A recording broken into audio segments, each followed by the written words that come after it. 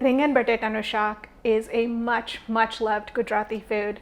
This is served at weddings and celebrations and is often the first to disappear because people always come back for seconds and thirds. In my family, eggplant or ringan or brinjal or aubergine, depending on what part of the world you're in, is an absolute favorite vegetable.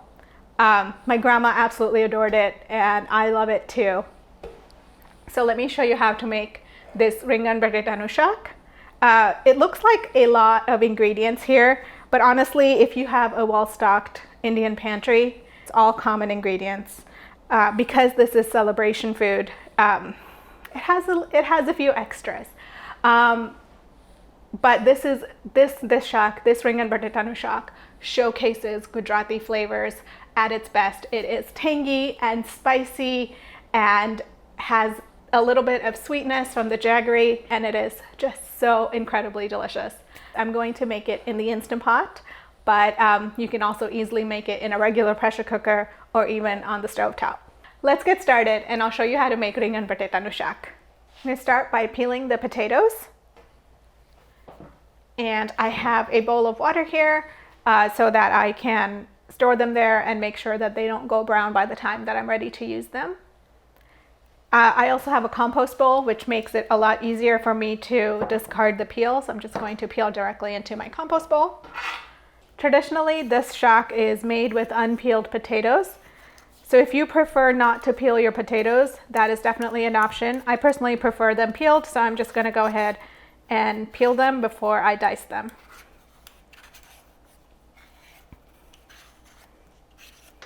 Put them in the water while I peel the rest.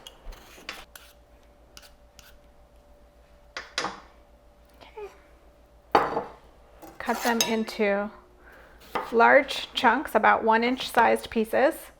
So I'm just going to do that. I'll cut this one into half, it's kind of wide. Okay, that's all the potatoes. Just going to let them hang out in there. I'm going to chop up the tomatoes. I have 3 small-ish tomatoes. If you have a large tomato, that works equally well. We're looking for about a 1/2 cup of chopped tomato. And if you want this to be extra fancy, I would recommend blanching and peeling the tomato so you don't have any tomato skin in the final shaak.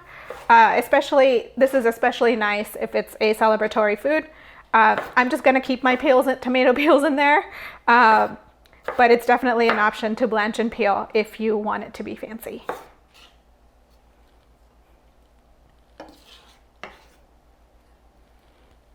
I want to make sure that my eggplant doesn't brown before I'm ready to start cooking with it. So before I prep my eggplant, I have 1/2 lemon here, and I'm just going to squeeze the juice into a bowl of water. It's a green lemon. Yeah, it's a green lemon, but it will work just fine. And this is going to help prevent the enzymatic reaction that browns the eggplant. So as I'm cutting my eggplant, just like I'm storing the potatoes in plain water, I'm going to store the eggplant in this lemon water while I'm cooking. I'm just going to cut the eggplant into large chunks as well. So just cut each piece into half, and then again, each half into 4s.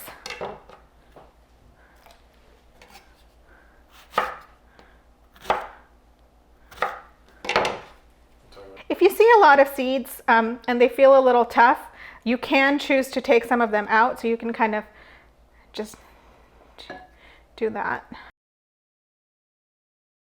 So if you see a lot of seeds, you can just remove some of them as well, especially if they're pretty tough. I'm going to leave most of them in there. It's not too bad.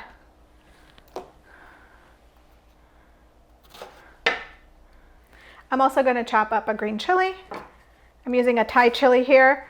I typically use serranos, but really any kind of a green chili will work, and you can adjust the spice to your liking. Chop it up into thin slices. I set my Instant Pot to saute mode to get it nice and hot. Now that it's nice and hot, I'm going to add the oil. I have about 3 tablespoons of oil here. Typically, this shaak would probably use more than the 3 tablespoons. Gujarati shaaks tend to have a little more oil, especially the celebration shaaks. But I like to keep this low because it really doesn't need it. But if you want that traditional shaak, oily shaak, you might want to add 2 or 3 more tablespoons to this as well.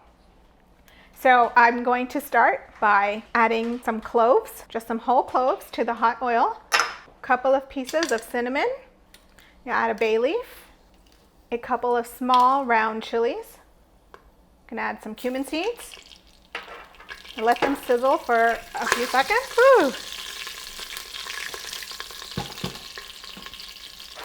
I'm going to add the hing or asafoetida. Mix that into the oil as well. And then add some curry leaves.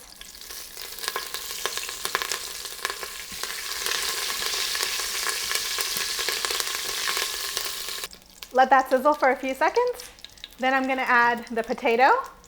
So I'm just going to pull the potato out of the water. I don't want to add the liquid, but just the potato.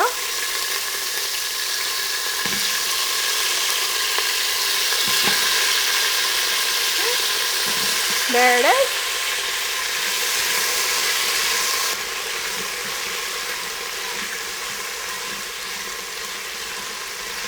Now let the potato cook until it is nice and golden on all sides. It'll take about 5 or 6 minutes. This looks like it's done. All the potatoes are nice and golden on all sides. Looks perfect. I'm going to start by adding the turmeric, add the red chili powder. You can also swap this for paprika if you want to keep the spice level down, and ginger garlic paste. Mix that in really well. The ginger garlic paste has a tendency to stick a little bit, so I'm going to add just a tiny splash of water.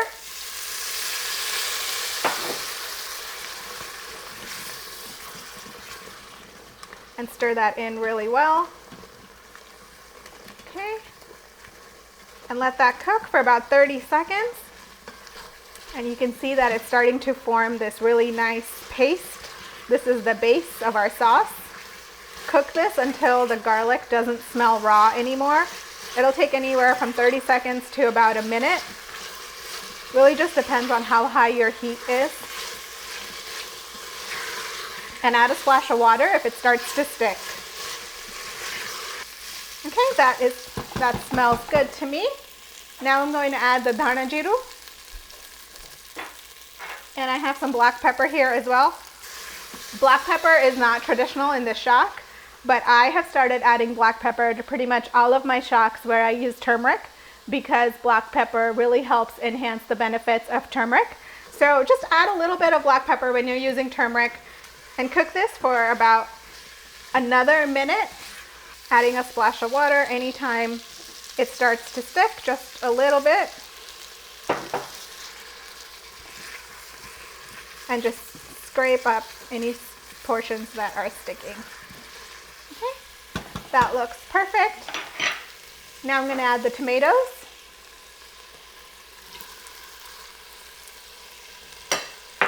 And I'm also going to add a little bit of the salt, just about half.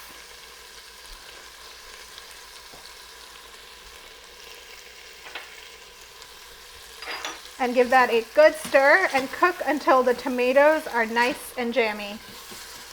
This will take a few minutes.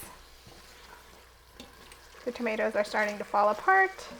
And so now I'm going to add the rest of the ingredients. I'm going to add the green chili and the eggplant. Just going to pull that out of the water and add it just like I added the potatoes. And then the remaining salt. And the rest of the water. Give that a good mix.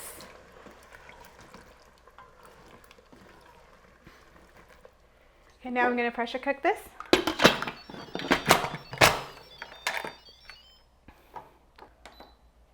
I'm going to let this cook for 8 minutes. Okay, so this has cooked for about 8 minutes under pressure. I'm going to let it quick release.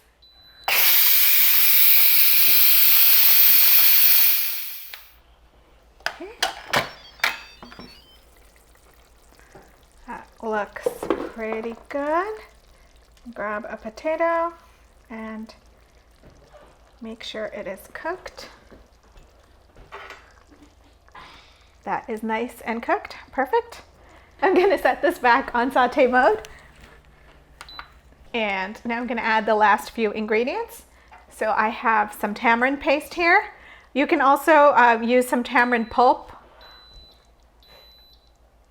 You can also use some tamarind pulp soaked in water or some lemon juice. The point here is to have a sour element. This is very important for this shaak. You can even use amchur. The tamarind is traditional, but really anything sour will work. I have some jaggery here as well. You can use brown sugar. I have a little bit of garam masala.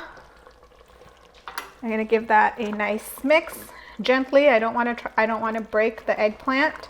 It is pretty delicate, but I want to make sure I mix it all in really well.